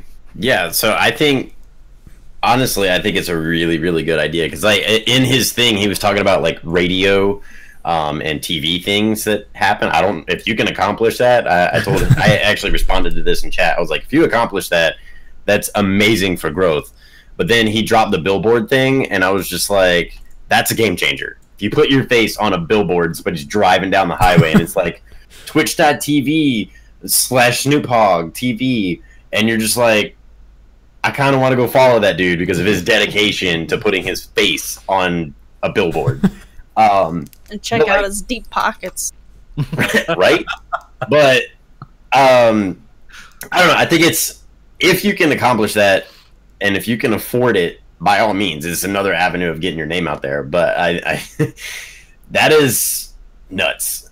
That is nuts. To put your face on a billboard and like that be your thing.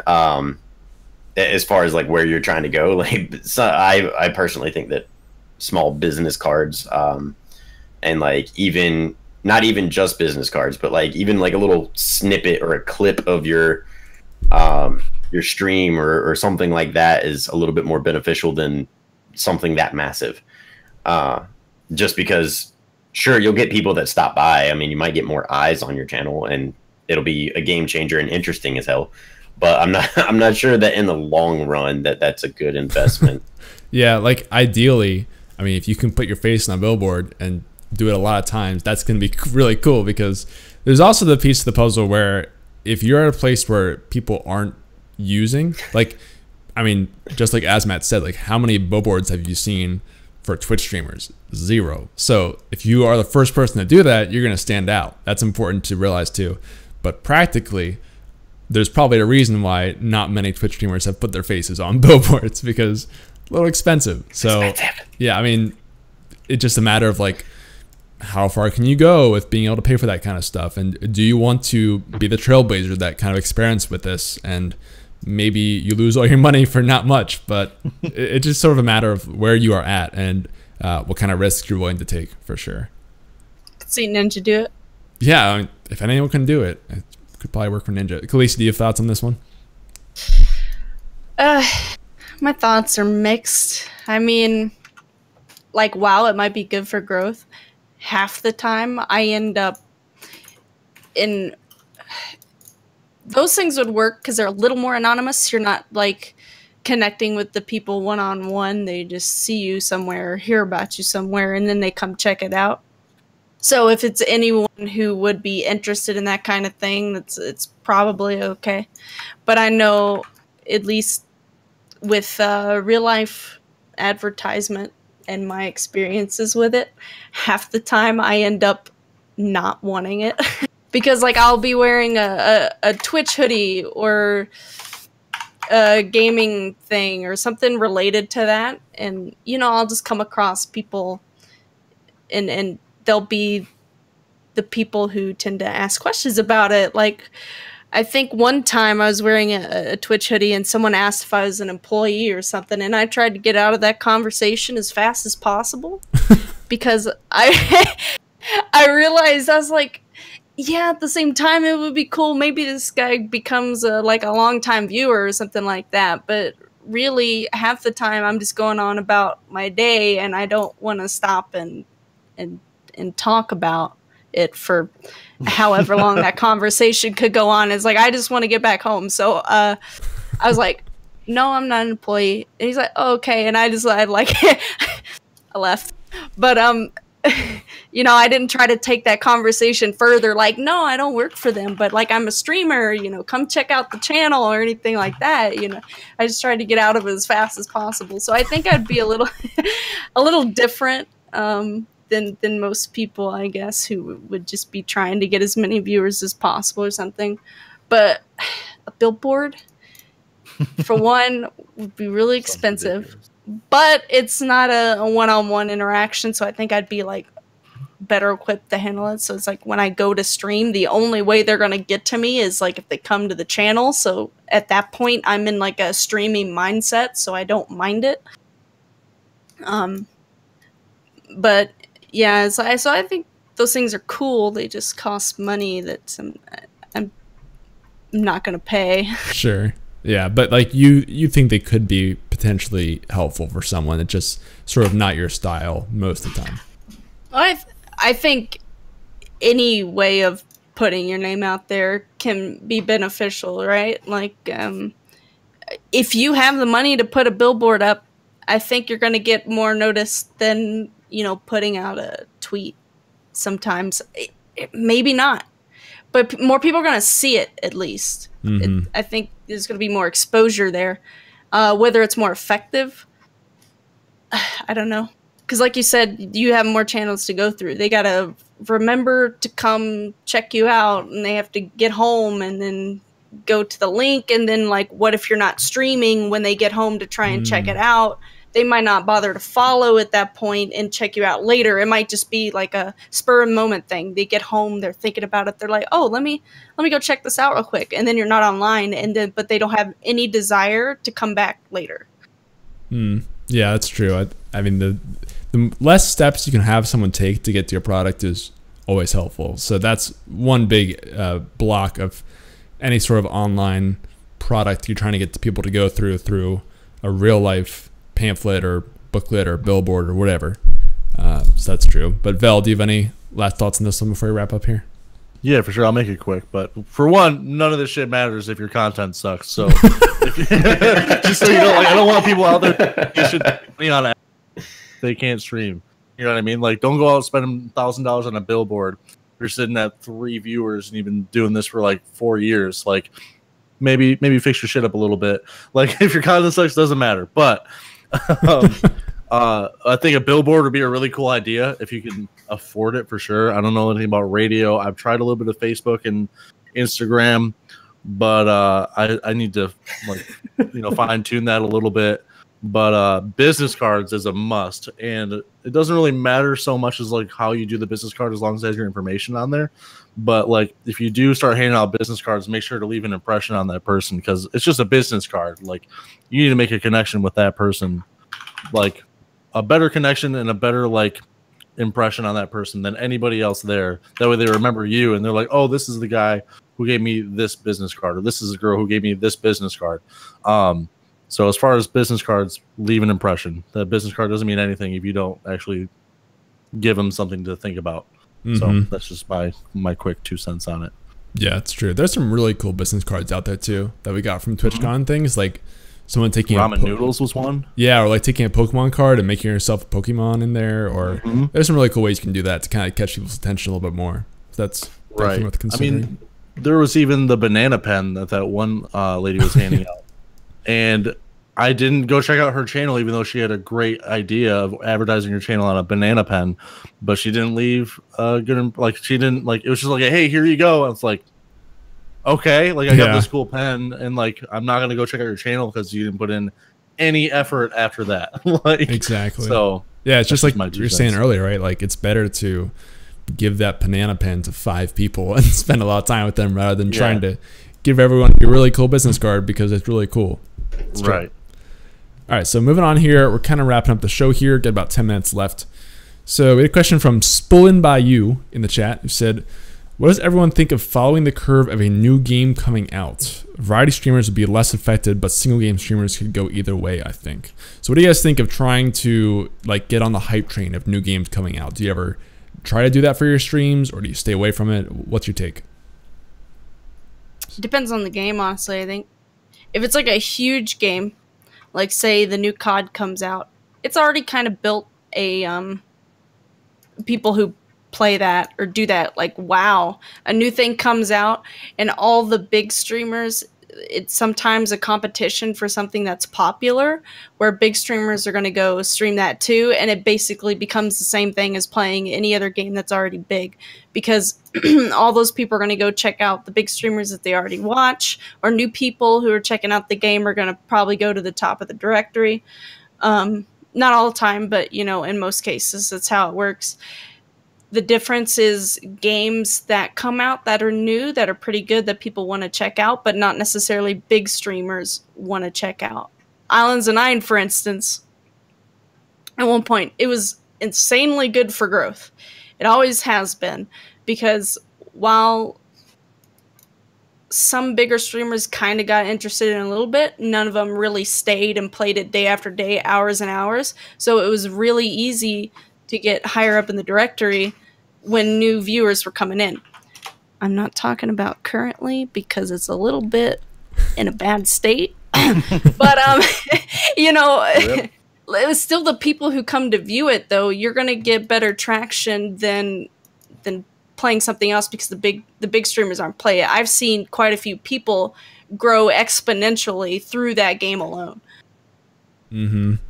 Yeah, I think I'll talk later on my thoughts, but I want to get maybe Vel's thoughts next on this one. So this is just about, I'm sorry, I think I missed a little bit of the question on this one. So, can you just reiterate? Yeah, basically, like, your thoughts on like a new game's coming out or new game's getting very hyped. What are your thoughts on jumping on board with that game or not? It's scary for me, for sure, because I don't like spending money on new games. But if I think the game looks, for one, if it looks fun, I'll do it for sure. But it is difficult, because, like, you know, like Khalysi was saying, spending money on Islands of Nine and then not playing it after 2 weeks that much is it's tough, because I do seriously enjoy that game. But like, if I were to go and stream it right now, and that wouldn't really be the best thing for me. And it's difficult making those decisions, because you never know how a game's going to do. When it first launches, it could have all the viewers in the world, and then the next day it could have no viewers at all. So I think if it fits what your branding is, and if it looks fun to you, go for it, because you might see a little bit of growth at first, and then, like, if you have fun with it even off stream, then you're not missing out on anything. I mean, that's my quick 2 cents. I know we're trying to wrap up. No, that's all right. I agree with that overall. Azumatt, what do you think about this topic, since you are a variety caster? It's I don't know really how to put my thoughts into words on this one, to be frank. I don't know how to respond. Okay. Necessarily. Like, catch me on a different day and I'll give you a more, I don't know, constructed answer. At the moment, my thoughts are a little scattered, so I wouldn't be able to do it. Sure. All right.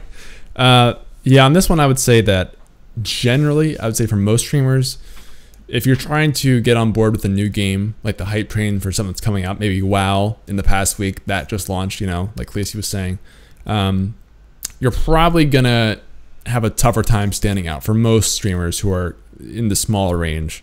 There are some caveats to that, though. I think if you brand your stream, especially around a certain game, like, so I'll use an example. I know there are a lot of Kingdom Hearts streamers, people who just love Kingdom Hearts especially, and stream that in their game. When Kingdom Hearts 3 comes out, you can bet there's going to be a lot of streamers in that category who are going to dwarf you. But if you've built a lot of your channel around that and people know that you love Kingdom Hearts, they're probably going to come watch you stream it over other people, because you sort of have a brand around it. So I think that's important to consider, because yes, like, you aren't going to be the biggest streamer in that category, and you'll be fighting a lot of bigger people, but at some point you're going to reach the point with your channel where people want to see you play something. So even if you're not the biggest channel, even if you can be fighting a lot of other streamers in that category, it's still a good idea to stream something that you're passionate about and that your viewers specifically want to see you play through, if that makes sense. Even if you know, like, statistically it's not the best for your channel, like, I could be playing this game and getting more growth. If you want to play that game anyway, and you know that certain members of the community want to see you play it, then I think it makes sense to play it in that sense. So, yeah, hopefully that answers that question. So thank you for that one. It's a good one. We got like 5 more minutes here. We got a question from I can say this name right. So it's like Tiffany TV. It looks like. Make sure I say it right here. I don't want to butcher this, so I just want to make sure. It is Shifty Titan TV. Thank you. Make sure don't butcher that. Says stream schedules are really important for viewers coming back. What does one do if the schedule has to change because of appointments that the streamer has that affect his or her health? Okay, good question. I think this applies to just beyond even health things. Like, let's say that you have a legitimate reason that you have to move your schedule, not just because like you're tired or whatever, like you're making an excuse, but a real reason that you can't stream something. So what do you guys think of that when you're trying to create consistency with your schedule? How do you deal with times where you have to cancel a stream or change your schedule around a bit? Okay, so I can take this one. So I recently had to switch my stream schedule around because towards the end of last year I was canceling a lot of streams, or I was delaying the beginning of a lot of streams, and I couldn't really make my schedule. And like the beginning of your stream is the most important. Like people have to know when you're going to be live at first.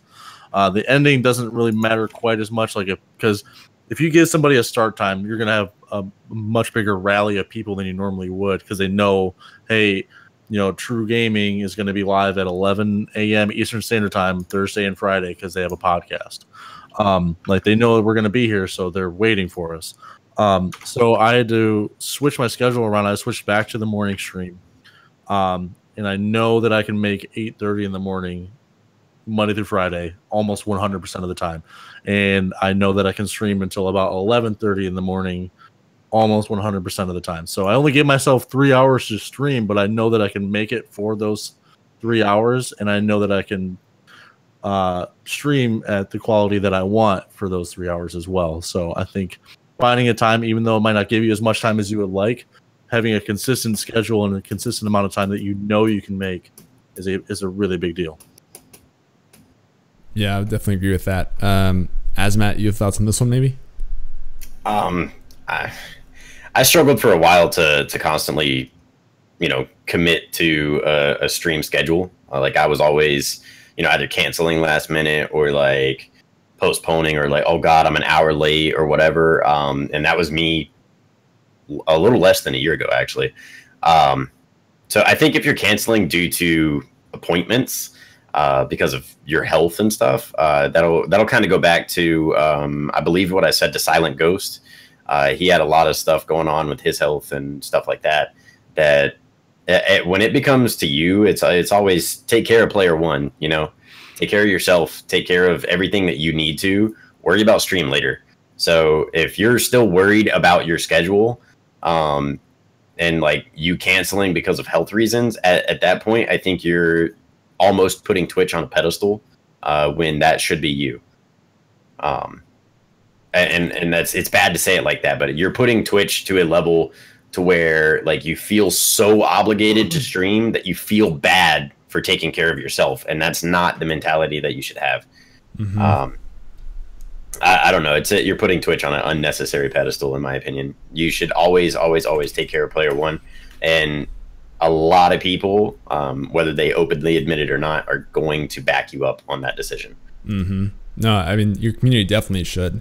But it reminds me of the phrase, like, take care of yourself so you can take care of others. It's the same thing, right? I mean, if you have like health concerns you have to take care of, do that, because doing that will let you have a better stream to offer people later on down the road, instead of trying to do both and then, not only having a weaker stream, but also having continual health problems. If that gets in your way, easy decision. Just put Twitch to the side for a bit. It's not worth your health, for sure. Khalysi, do you have any thoughts on this one before we wrap up the show?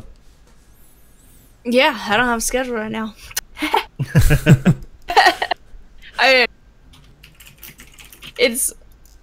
So I used to have a schedule that was like 6 days a week that I usually always kept to, and it is good, 100%. I would never say a schedule is worse than no schedule. Like I said, it gives people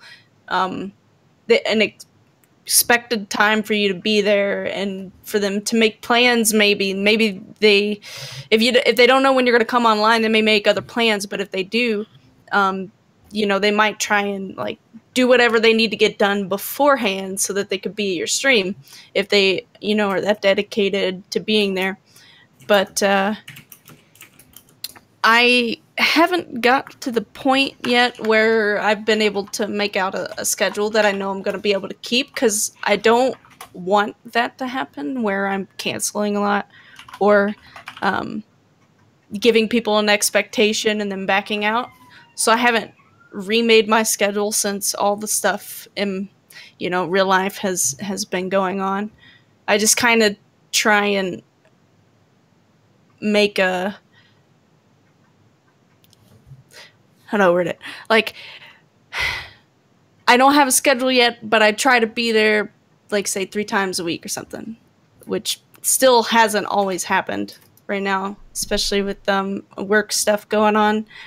But it's, again, comes down to how completely dedicated you are to making growth your main focus. Because if that's the case, you really need to have a schedule, a set time for people to expect you to be there. But if you can't, I'd say the biggest thing is just communication.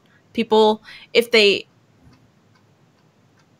anything, they're okay with it if they know what's going on. Like, if you can't make a stream because you got to go take care of yourself, tweet it out, put it on your Discord if you have one, you know, just make an announcement. Like, hey guys, sorry I can't make it today. I got a, you know, a doctor's appointment that I got to go to. And most of the time people are cool with it. Yeah, absolutely. I mean, that's true. You have to find a schedule that works for you at the end of the day too. And if schedule is putting too much pressure on you and you can't commit to it, it's definitely, you know, maybe ideally a schedule's worth having, but don't stretch yourself out if it's just completely not possible for you to do that for whatever reason, for sure. Cool. Well, that is going to be it for Stream Key today. So thank you guys all for coming on the show, especially to Khalysi for being here for the very first time. Thank you so much for coming on. Appreciate it. Anything you want to say to people before we kind of head off in terms of where they can find you, what they should know about you, any of that kind of stuff? It's KhalysiTV, you know, down in my cam is where you can find me. My Twitter is a little different right now. It's SCDX Khalysi. But if you go to my channel, you can see all that stuff and get like links for it and whatnot. But like I said, I don't have a schedule at the moment. It's kind of when I can and on a whim. So if you're following Twitter or you're following the Twitch or in my Discord, you have a better chance of knowing when I go live, because I usually post it on there or and post updates when I know I can stream, kind of things. Cool. You guys definitely go check her out. And if you're listening to the audio, links are in the description as always. Azumatt, thank you for coming back on too. Anything you want to say before we head off here? No, man. Just hope everybody has a fantastic day and that you enjoyed us talking and doing stupid stuff on podcast results. I'm kidding. It's not stupid stuff. But the stupid stuff as far as the glasses and, you know, just chit-chatting and talking. Hopefully you learned something, and hopefully you guys have fantastic Friday. Yes, absolutely. Very wholesome. And of course, Veli, the one and only. Anything else you want to add here before we head off for this week? Thank you guys for being here. Like Azumatt said, hopefully you guys learned something. Like I always say, we love doing this. We love your guys' topics. It kind of gives us something to reflect on for our own channels. It's really cool. And I just really hope that we can help you guys out. Love you. Awesome stuff. All right, well, guys, again, this has been Stream Key, which we do every single Thursday and Friday, and it's also on platforms like iTunes, Spotify, Spreaker, SoundCloud, whatever you want to listen to, it's there, YouTube as well. Links are in the chat if you want to find those. We will be back next week, and actually, I'm going to be back later today with the community stream. It's finally coming back. I'm going to wait an hour or so to do that, so I will do a little bit of break here. We're going to drop a raid on a TRUfam member, as always, and if you want to come back around at 2, we will see you guys then for that. But until then, I hope you guys have a great day, and we'll see you in a little bit. Adios. Bye, guys.